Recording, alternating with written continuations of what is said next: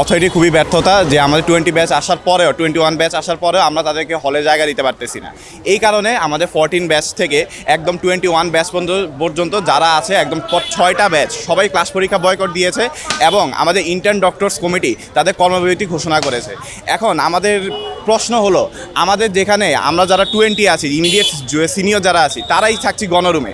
আমাদের গণরুমকে কোনো ধরনের মানে ফেসিলিট না করে আমাদের এমনভাবে 21কে জায়গা করে দেওয়ার চেষ্টা করা হচ্ছে। আমাদেরকে বলা হচ্ছে ডাবলিং করে থাকার জন্য। এটা আসলে ডাক্তারের জন্য কোনোভাবেই পসিবল না। অন্যদিকে আমাদের পাশেই আমাদের ইন্টার্ন হোস্টেল রয়েছে, যেখানে আমাদের আর্মিরা আমাদের পুরো ইন্টার্ন হোস্টেলের একটি পুরো ভবন নিয়ে থাকছে। আমাদের যেখানে আমরা যারা ডাক্তাররা আছি, মেডিকেল স্টুডেন্টরা আছে, সেখানে আমাদের থাকতে হচ্ছে ডাবলিং করে। আমাদের 6 রুমে থাকতে হচ্ছে 8 জন করে, 4 রুমে থাকতে হচ্ছে আমাদের 6 জন 8 জন করে। এটা আসলে কোনোভাবে সম্ভব না। আমাদের এই আন্দোলনটা আসলে শুরু হয়েছিল প্রায় আরও 3 সপ্তাহ আগে। 3 সপ্তাহ আগে আমাদের টার্ম এক্সাম ছিল, আমরা তা বয়কট করে আমরা এই হল ইস্যু নিয়ে কথা বলি। এরপর থেকে আমাদের অথরিটি কোনো ধরনের পদক্ষেপই গ্রহণ করেনি। যেসব পদক্ষেপ গ্রহণ করেছে তা আমাদের মানে কোনোভাবে মনোপুত হয়নি, যার কারণে আমরা আজকে এই পর্যায়ে এসে পৌঁছেছি। দাবি হচ্ছে আমাদের যতদিন না পর্যন্ত আমাদের জুনিয়র্স এবং সিনিয়র্স যথেষ্ট সম্মানের সাথে তাদেরকে রুম বন্টন করে দিচ্ছে, অ্যালটমেন্ট দিচ্ছে, ততদিন পর্যন্ত আমাদের আন্দোলন চলবে। মেয়েদের হোস্টেলে এই সমস্যাটা প্রকট। মেয়েদের যে কমন রুম বা আমরা প্রচলিত ভাষায় আমরা যেটাকে গণরুম বলে জানি, এখানে এতগুলো মেয়ে একসাথে মানে জীবনযাপন করে ওদের স্বাস্থ্য কতটুকু ভালো থাকে এই পরিবেশে, কিংবা ওরা পড়াশোনা তো পরের ব্যাপার, কিন্তু ওদের জীবনাচরণ, স্বাভাবিক জীবনাচরণ যেভাবে মেনটেন করার কথা ওইটা মেনটেন করতে যায় ওরা অনেক ধরনের সমস্যার সম্মুখীন হচ্ছে।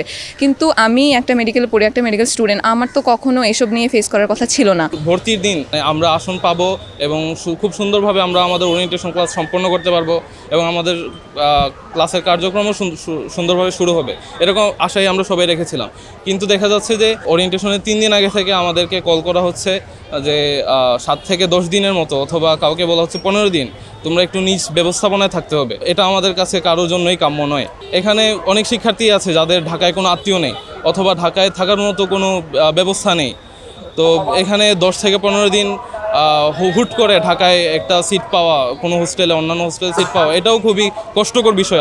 আসলে আমরা অথরিটির কাছে সর্বোচ্চভাবে দাবি জানাচ্ছি যত তাড়াতাড়ি সম্ভব আমাদেরকে যেন এই আসন সংকট সমাধান করে আমরা সুন্দরভাবে ক্লাসের কার্যক্রম শুরু করতে পারি। সরকারের কাছে এই নিউজটা পৌঁছে দিতে চাই যে আমরা ভালো নেই। আগস্ট পরবর্তী যে অস্থিতিশীল পরিস্থিতির জন্ম হয়েছিল, সেই সময় আমাদের ইন্টার্ন হোস্টেল, নতুন ইন্টার্ন হোস্টেল, এটা আন্ডার কনস্ট্রাকশন, প্রায় প্রস্তুত হওয়ার মুখেই ছিল যে আমাদের হাতে সেটা হ্যান্ড ওভার হবে।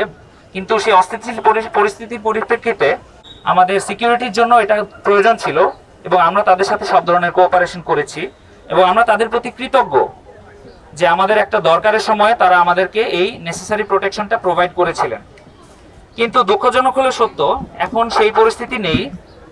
এখন নতুন নির্বাচিত সরকার এসেছে, নতুন বাংলাদেশ। এখন আমরা অনেকটাই সেফ ফিল করছি আগের চেয়ে, এবং ওনারাও ওনাদের সাথে কথা বলে যতটুকু জেনেছি, ল অ্যান্ড অর্ডার সিচুয়েশনও আগের চেয়ে অনেকটাই কন্ট্রোলে এসেছে এবং ওনারাও এই ল অ্যান্ড অর্ডার সিচুয়েশনটা ধীরে ধীরে পুলিশের হাতে হ্যান্ড ওভার করে দিয়েছেন। গত 2 বছরে 2টো ব্যাচ আমাদের মাঝে এসেছে। 2টো ব্যাচকে জায়গা সংকুলান করতে আমাদের হিমশিম খেতে হয়েছে। গতকালকে আমাদের নতুন ব্যাচ এসেছে SH21, তাদের ওরিয়েন্টেশন ছিল এবং তাদেরকে আমরা হলে, দুঃখজনক হলো সত্যি, আমরা জায়গা দিতে পারছি না। আমরা আর্মি ক্যাম্পের যে ক্যাম্প কমান্ডার আছেন এবং হায়ার অথরিটি আছেন, আমরা আমাদের অথরিটি, আমাদের ডিরেক্টর স্যার, প্রিন্সিপাল স্যার, আমাদের ইন্টার্ন কোঅর্ডিনেটর সহ যত সিনিয়র স্যাররা আছেন তাদের নিয়ে আমরা তাদেরকে ভিজিট করি এবং আমাদের সমস্যাটা তাদের সাথে শেয়ার করি। ওনারা আমাদের সাথে একমত। ওনারা আমাদের এখানে ডাক্তার বনাম আর্মি এরকম কোনো নেগেটিভ তৈরির সুযোগ নেই। ওনারাও আমাদের সাথে একমত যে ওনাদেরও এখন যাওয়ার সময় হয়ে এসেছে এবং আমাদের সাথে কোঅপারেট করতে ওনারা প্রস্তুত। কিন্তু এই ব্যাপারে কোনো সুনির্দিষ্ট তথ্য বা সুনির্দিষ্ট কোনো ঘোষণা আমরা এখন ওনাদের কাছ থেকে পাইনি। আমরা গত বছর নতুন ব্যাচ যখন এসেছিল তখন থেকে আমরা কিছুদিন পর পরে ওনাদের কাছে স্মারকলিপি দিয়েছি, ওনাদের কাছে চিঠি দিয়েছি, ওনাদের হাইকমান্ডে কথা বলার জন্য আমরা বারংবার ওনাদের অনুরোধ করেছি।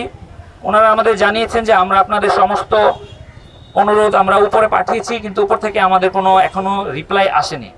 এবং ওনারা আমাদের কাছে ব্যক্ত করেছেন যে এটা একটা ন্যাশনাল ইস্যু, একটা ন্যাশনাল ইস্যু। এই আর্মি ক্যাম্প নাকি প্রধানমন্ত্রী এবং সংসদ ভবন সহ অন্যান্য গুরুত্বপূর্ণ স্থাপনার সিকিউরিটির কারণে এখন এখানে আছেন। আমরা সেটাকে স্বীকার করি, সেটা অনেক গুরুত্বপূর্ণ একটা ইস্যু এবং তাদেরকে আমরা কোনোভাবেই এই ক্যাম্পাসে আমরা যতদিন পেরেছি তাদেরকে আমরা ওয়েলকাম করেছি এবং আমরা তাদেরকে সহযোগিতা করেছি। কিন্তু এখন এমন একটা সিচুয়েশন এসে গেছে যে আমাদের দেয়ালে পিঠ থেকে গেছে, আমরা এখন কোথায় যাব?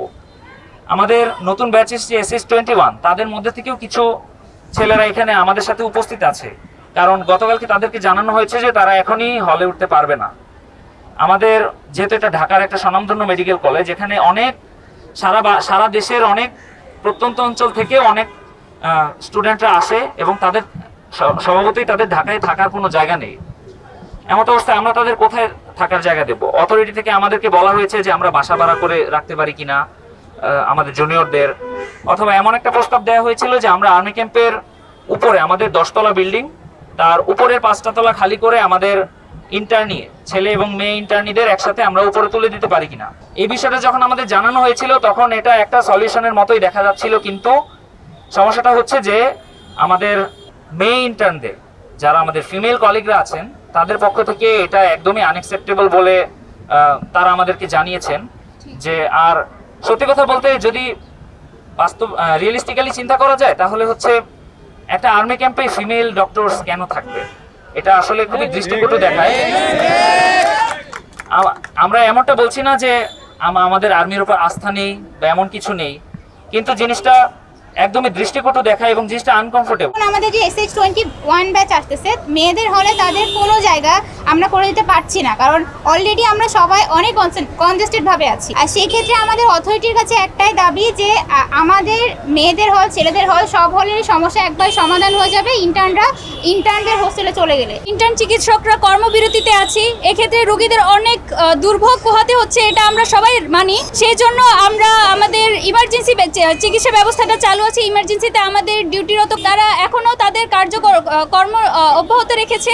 আমরা রোগীর দুর্ভোগ আমরা ঠিকই বুঝি, কিন্তু আমাদের দুর্ভোগ কে দেখবে? এটা অবশ্যই সরকারকে আমাদের এই আবাসন সংকটের সমস্যাটা নির্মূল করার জন্য সরকারকেই গুরুত্বপূর্ণ ব্যবস্থা নিতে হবে।